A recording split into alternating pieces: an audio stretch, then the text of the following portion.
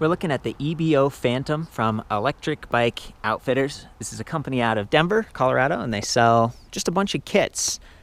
This is one of their kind of cooler kits. It's like well priced. You have tons of options, and you get quite a few features just stock. So currently it's installed as a single speed setup on this state bicycle, but it sounds like they sell a lot of these for kind of like cyclocross bikes. Like Giant has a few of those, and a lot of those cyclocross bikes tend to have a cassette with a bunch of speeds because they're sort of like an on-road, off-road, just kind of a do-everything bike, and they've got these cool, bigger calipers and stuff. But of course, the other way you could go is this city type of bike, and it really is nice to have a simple setup where you've only got one gear. You can pedal backwards with it, but you're not having to deal with a derailleur or anything.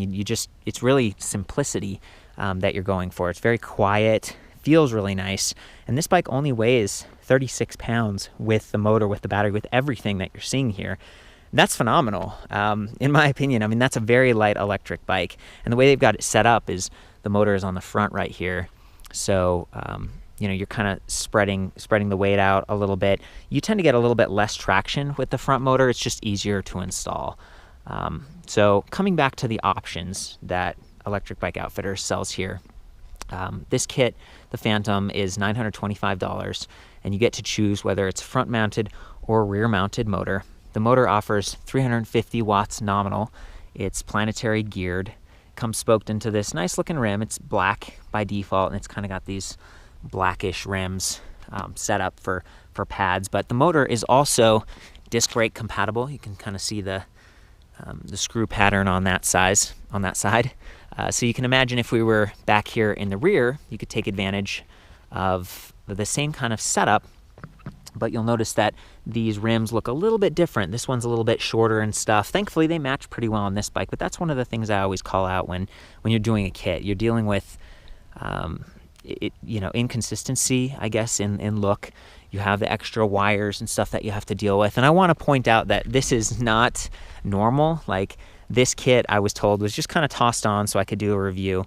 And it's actually a little bit longer with the cables because it was set up for a tandem bicycle. So talk about flexible. I mean, this system, you could use it on a fixie bike if you wanted, although that would, fixed gear, the pedals would be going like crazy. So single speed, you could use it on 6 gears, 7, 8, or 9, so up to 9 sprockets in the rear, and that would be great for like the cyclocross bikes we were talking about. You could use it on a tandem. You can get different wheel sizes, so these are like 700C, that's kind of the road bike, city bike size, but you can go down to 27.5 for like an off-road mountain bike, 26, which is very traditional bike size for cruisers and stuff, go down to 24, go to 20, or 16. So they offer just a huge selection of wheel sizes, and it comes spoked into the wheel, so the motor and everything's just ready to go. You just have to tell them front wheel or back wheel. Kind of neat. A lot of electric bike kit companies offer some flexibility, and it feels like these guys offer just like all flexibility, which is nice. The battery on this one, it's a little bit smaller in terms of watt hours than the EBO Cruiser, which is priced the same at $925, and that's because the controller is built right into this little kind of the bottle cage looking thing, so you don't have an extra control box or anything. And of course, it's a little bit lighter. It's about 5.5 pounds. The Cruiser battery alone is 7 pounds, and of course it makes the rear portion of the bike heavier and stuff.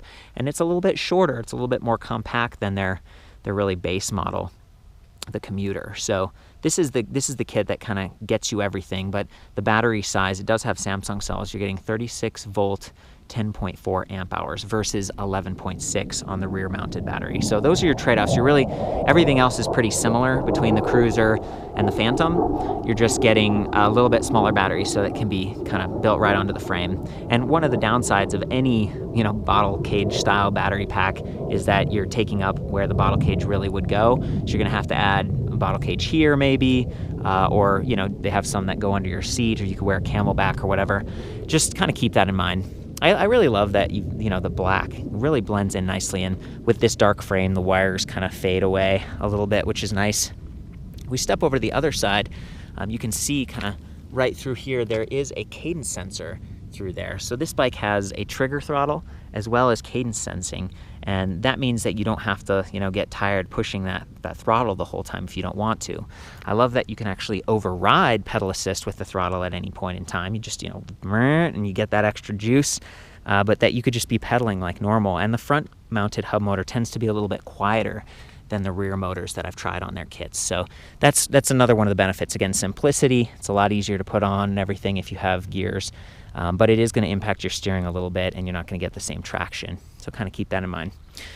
So we're moving up towards the front. Before we get there, I'm going to go ahead and turn on the battery. There's like this little, toggle switch down here. So that's your first step. And then up here, you hold down the power button on the little breakout button pad, and it comes on. It's a pretty nice display. It works really well, and especially because you can adjust it without taking your hand off the grip, and then you can use the throttle. Same thing. And this bike, because there's no trigger shifters or anything going on, the throttle's just perfectly set up. It's right where you'd want it. You really don't have to strain to reach it. Some of their other bikes that I've been demoing today, you do have to strain a little bit more. And with the commuter kit, that's all you have is the trigger throttle. So I do really like the cadence sensor, even though it's only 5 magnets. A lot of the new systems have like 10 or 12, and I think EBO, they might even be going that direction in the future, but that is one of the trade-offs. It's not quite as responsive. So anyway, let's talk about the display. We got 4 bars to designate how much battery capacity there is, which is it's all right. And down here you can use this little quick select button so you can tell how full the battery is, even if it's off the bike. And the battery can be charged on or off the bike, which is nice. You can see the little kind of the rubber cover on this side right there. One of the things about their entry-level kit, the commuter kit, is that you actually have to go down here and kind of screw in the cable to the battery every time you take it on and off. This one, it's just metal prongs, and it just sits right there and you're done. You click it in and it's ready to go. And that's my preference for sure. So again, that kit's like $700, this is $925. So for a couple hundred, $250 more, you get a lot. You get this nice display.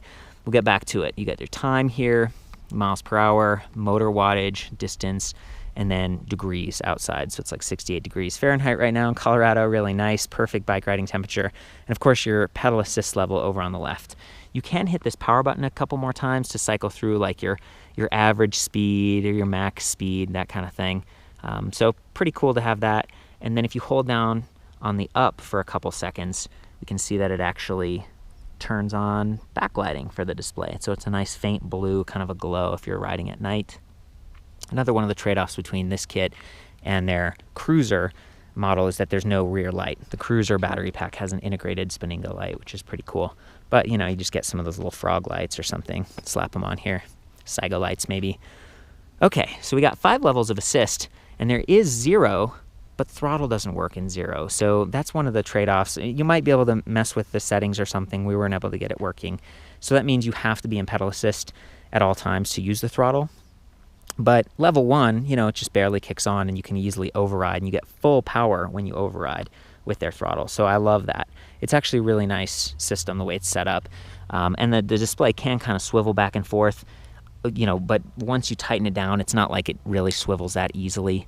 You might have to do, I guess this one's set up to do it a little bit right now. Yeah, it's not bad. So you can reduce the glare a little bit by angling it. It's not removable, so if you leave it parked outside, it's going to take a little bit more abuse from the weather, the rain and sun, but it's pretty well sealed. And they do offer a bunch of kind of upgrades and accessories, and they also offer a 30-day money-back kind of like guarantee on their stuff if you decide you don't like it, and a 1-year comprehensive warranty. So you're really getting quite a bit of a support from a company that's less than a year old officially. They've been kind of working on getting it going for a couple of years, it sounds like, but mid-2015 is when they launched. And their website's pretty great, and they've got a bunch of options. So again, that's the thing about kits. You have a lot of flexibility.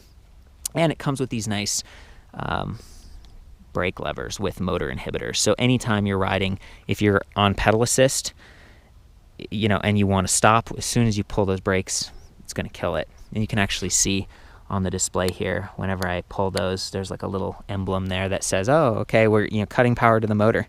So very cool. And it's like 5-star. It's kind of generic stuff, but it gets the job done. There's whooshing, 5-star, all these, they're cheaper. And even the motor, it's not, it doesn't say 8 fun or anything. It's kind of generic, but you still get the warranty. It looks nice, and you're saving some money. So I think that's what it's all about.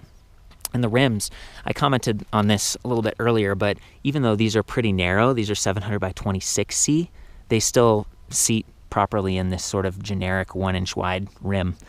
So yeah, hopefully that helps if you're someone who's, got a bike and wondering whether or not this will work for you. Of course, hub motors are nice because they just zip right away.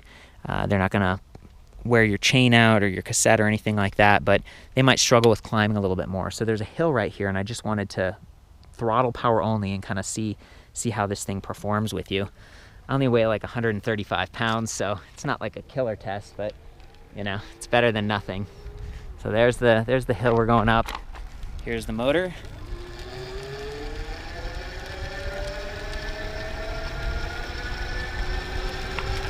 We're doing pretty well. I mean, we're up to like 15 miles per hour. We're gaining speed while we climb.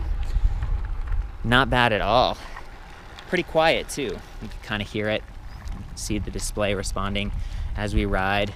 Now I might do cadence sensing and just kind of listen on this, see how it responds. I'm gonna go up to level 3 just because that's a good level to maximize your range but still get a decent power. I'd estimate that this kit can get, it's like around 15 to 17 miles range, depending on how you're riding and how much you're contributing.